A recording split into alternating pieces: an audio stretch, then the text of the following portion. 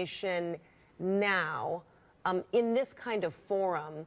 Did he realize that it was something that the public would be able to read, embrace, learn from, or did he think this was a private conversation? Yeah, Fred, I don't think he knew this was going to go viral the way it did, but I think it gives us insight. Right. Yeah. I think it gives us insight into what's burning him up. And it's been 14 years, Fred, we've been doing legal on weekends. I know. It's hard to believe. And we've covered cases where district attorneys have kind of corrupted the investigation and the prosecution, Mike Nifong and the Duke Lacrosse case. Well, here, this district attorney took over the investigative stage. He took the power away from the police, and incredibly, he shielded the Ramseys.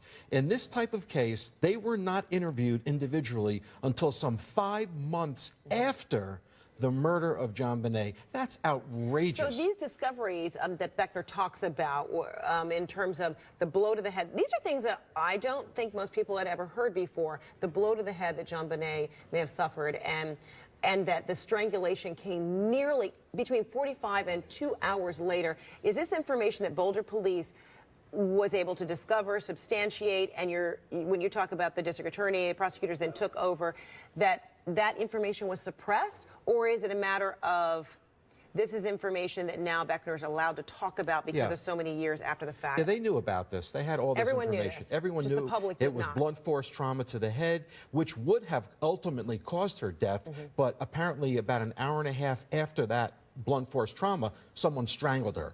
And then there was this ransom note that apparently was written on the mother's stationery in perhaps similar or her own handwriting, some 2.5 pages, and it was written at the time of the murder, which is preposterous. It really, and no sign of break-in in the house, no other viable DNA evidence at the scene there. There was a lot of finger pointing at the parents, and there was a brother, and the public was led to believe that all of them were cleared. With this kind of information, that it appears now that she wasn't sexually assaulted.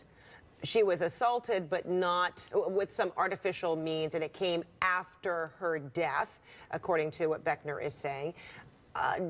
Does that invite furthering the investigation, returning to people who have been questioned, whether they were...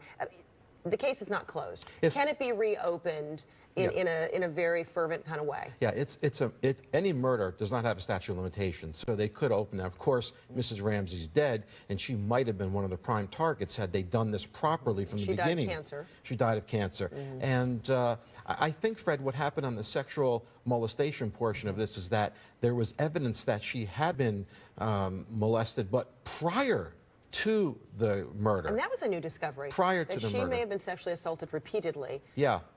Prior. Days, weeks. Exactly. Prior to this, not prior as in just moments before. The incredible scenario is that the parents who were in the house at the time were not interviewed by law enforcement, were not allowed to be interviewed because a district attorney said, lay off them, stay away from them. They are high society people, they're very wealthy, and he runs for election. He said, stay away from them, don't interview them. 5 months were wasted where they couldn't get them separately in rooms to get pin down their versions. It's really upsetting. It's not the perfect storm. It's a corrupted investigation. That's what it is. All right. Thanks so much for your input on this. We're going to see you again next hour with Avery, of course.